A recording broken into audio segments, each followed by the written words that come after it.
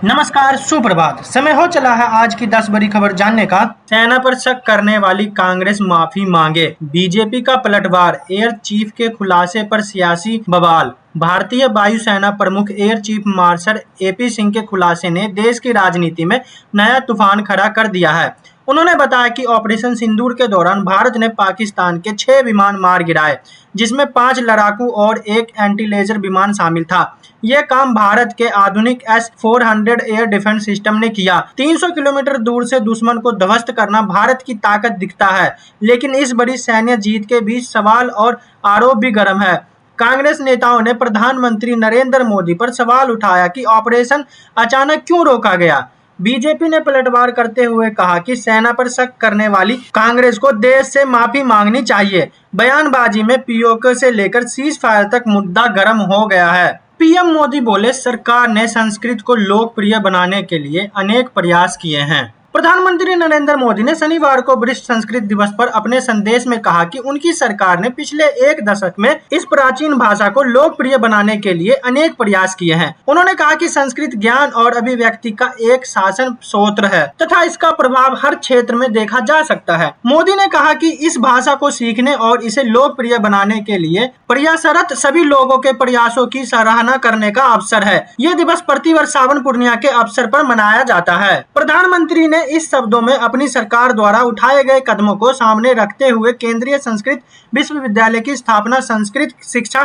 केंद्र की स्थापना, इस भाषा के दिनानों को अनुदान देने और प्राचीन संस्कृत दंड लिपियों के लिए एक मिशन की शुरुआत की जैसे विभिन्न उपायों का हवाला दिया। उन्होंने कहा कि इससे अनगिनत विद्यार्थियों और शोधकर्ताओं को लाभ हुआ है। हिंदी महाकर्तव्य समेत कई प्रभावशाली प्राचीन पुस्तकें संस्कृत में लिखी गई है, लेकिन संस्कृत अब ऐसी भाषा बनकर रह गई है जो बड़े पैमाने पर धार्मिक कार्यों में ही सीमित हो गई है। शिकायत का इंतजार नहीं, जांच करें, राहुल गांधी के सपोर्ट में उतरे ये पूर्व ईसीई। फर्जी मतदाता मामले को लेकर कांग्रेस नेता राहुल गांधी को अब पूर्व मुख्य चुनाव आयुक्त ओपी रावत का भी समर्थन मिल गया है। पूर्व ईसीई का मानना है कि चुनाव आयोग को बेंगलुरु में फर्जी मतदाताओं के बारे में राहुल गांधी के आरोप की जांच करनी चाहिए। इस विवाद के बारे में पूछे जाने पर उन्होंने द टेलीग्राम से कहा, जब मैं वहां था हमारी नीति ये थी कि अगर किसी पार्टी का कोई वरिष्ठ पदाधिकारी कोई आरोप लगाता है तो हम स्वयं उसकी जांच करते और आम आदमी के सामने तथ्य प्रस्तुत करके ताकि व्यवस्था में विश्वास बना रहे। हमने उनसे पहले शिकायत करने के लिए नहीं कहा। लोकसभा में नेता प्रतिपक्ष राहुल गांधी ने गुरुवार को आरोप लगाया था कि पिछले साल हुए लोकसभा चुनाव के दौरान बेंगलुरु सेंट्रल संसदीय सीट के महादेवपुरा विधानसभा क्षेत्र में 1 लाख से ज्यादा फर्जी मतदाता थे। उन्होंने कहा कि कम से कम एक ऐसा मतदाता 2 मतदाता केंद्र पर पंजीकृत था और उसने दोनों जगह पर मतदान किया। कांग्रेस नेता ने मतदाता सूची के कुछ हिस्से की स्लाइड दिखाते हुए कथित तौर पर बताया कि एक ही मतदाता का कई बार पंजीकरण हुआ है।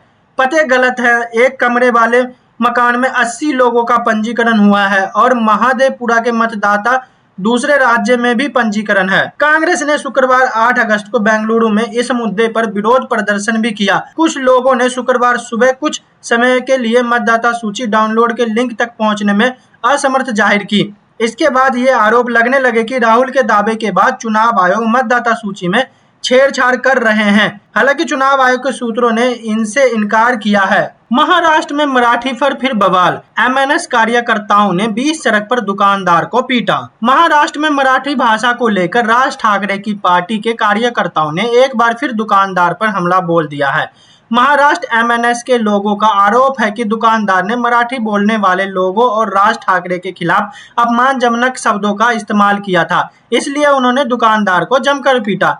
एमएनएस कार्यकर्ताओं की सरेआम गुंडागर्दी का ये वीडियो सोशल मीडिया पर काफी वायरल हो रहा है। कल्याण ईस्ट में दुर्गा माता मंदिर चौक के पास एक शख्स साउथ इंडिया खाने का होटल चलाता है। एमएनएस के कार्यकर्ताओं द्वारा उसे मारने का वीडियो सामने आया है। इस घटना का मुख्य आरोपी एमएनएस कार्यकर्ता कुश राजपूत है। एमएनएस कार्यकर्ताओं का आरोप है कि शख्स ने राज ठाकरे और मराठी भाषी लोगों के लिए गलत शब्द का इस्तेमाल किया, इसलिए उन्होंने मिलकर न सिर्फ उनकी पिटाई की बल्कि उनसे माफी भी मंगवाई और भविष्य में फिर कभी ऐसा ना बोलने का वादा लिया। मीर मयादर पुलिस ने आरोपियों के खिलाफ केस दर्ज कर लिया है। पुलिस का कहना है कि हमने इस घटना का वीडियो देखा है, मामले पर कार्रवाई की जा रही है।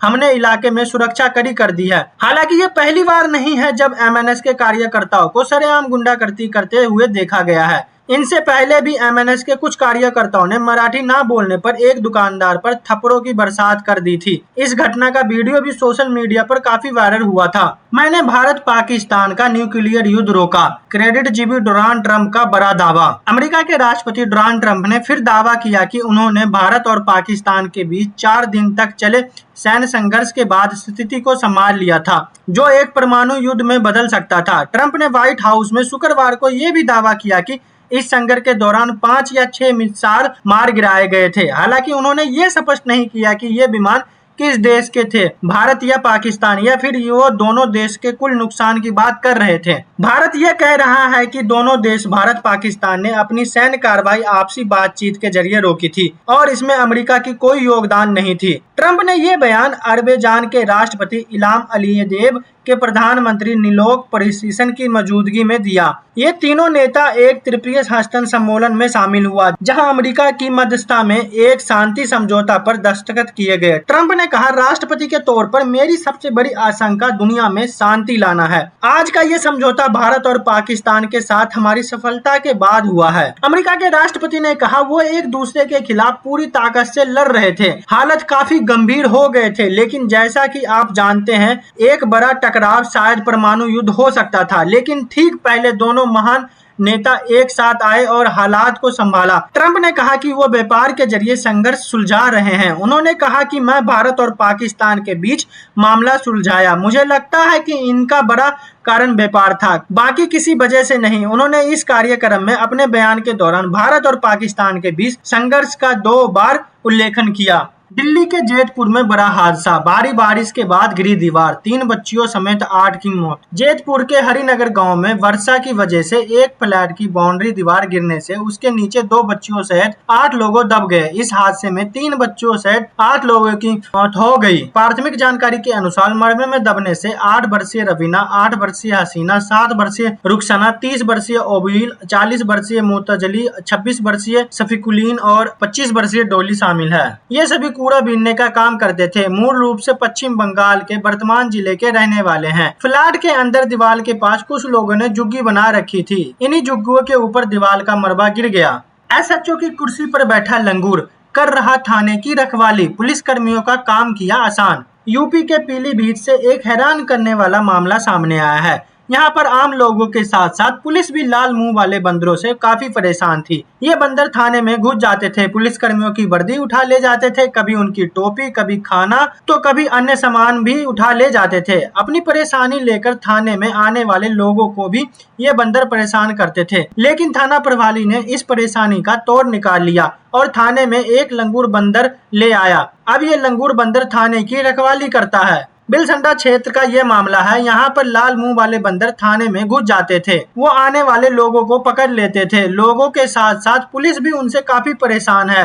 लाल मुंह वाले बंदर कभी वर्दी उठा ले जाते हैं, कभी कैप लेकर भाग जाते हैं, कभी जरूरत कागज फाड़ देते हैं, आए दिन इंटरनेट के तार काट देते हैं। ऐसे में काफी परेशानी का सामना करना पड़ता है। जानकारी के अनुसार 2 साल पहले भी यहाँ के तत्कालीन एसएचओ अचर सिंह ने भी लंगूर बंदर के पोस्टर लगवाए थे, लेकिन अब लाल मुंह वाले बंदर पोस्टर से नहीं डरते। वो पोस्टर को छू छू कर देख चुके हैं, इसलिए डरते नहीं हैं। लाल मुंह वाले बंदरों ने लोगों को काफी परेशान किया हुआ था, जिसके बाद थाना प्रभारी ने थाने में लंगूर बंदर लेकर आए। थाने में लाल बंदरों से सुरक्षा की जिम्मेदारी इस लंगूर को दे दी गई। ये लंगूर अपनी जिम्मेदारी अच्छे से निभा रहा है। थाना अध्यक्ष बिलसंडा शर्मा के नेम प्लेट के नीचे बड़ी उनकी कुर्सी पर लंगूर बंदर बैठकर वो थाने की रखवाली करता है। लंगूर अब लाल मुंह वाले बंदरों को थाने के आसपास नहीं भटकने देता। इस पहल से गांव के लोग भी खुश हैं। इसका एक वीडियो भी सोशल मीडिया पर काफी वायरल हो रहा है। एक दूसरे को दिल दे बैठी ममेरी और फुफेरी बहनें, घर से भागकर रचाई शादी, बोली लड़कों में नहीं है इंटरेस्ट। उत्तर प्रदेश के मुजफ्फरपुर जिले से एक हैरान कर देने वाली प्रेम कहानी सामने आई है। ये प्रेम कहानी किसी प्रेमी प्रेमिका की नहीं बल्कि 2 लड़कियों की है। दोनों लड़कियां ममेरी और फुफेरी बहनें हैं। दोनों का एक दूसरे के साथ प्रेम संबंध हो गया। एक दूसरे के साथ रहने के लिए दोनों घर से भाग गई और प्रेम विवाह कर लिया। अब दोनों एक दूसरे के साथ पति पत्नी की तरह रह रही है। दोनों ने अपनी जान को खतरा भी बताया है। पुलिस दोनों की खोजबीन कर उनसे संपर्क किया। गुरुवार को जब दोनों थाने पहुंची तो निकिता ने दुल्हन की तरह सिंदूर लगाया हुआ था और दीपांशी पैंट शर्ट में थी। निकिता ने कहा कि उसने 6 दिन पहले दीपांशी से शादी की है। वो दोनों एक दूसरे के साथ रहना चाहती है। दीपांशी ने भी कहा कि उसका इंटरेस्ट लड़कों में नहीं है और वो निकिता को समझती है। दोनों एक दूसरे से प्यार करती है। उन्होंने परिवार से जान का खतरा भी बताया। पुलिस ने बयान दर्ज करने के बाद दोनों को सुरक्षा में दीपांशी के घर भेज दिया। अब दोनों बहनें पति पत्नी की तरह रहती है।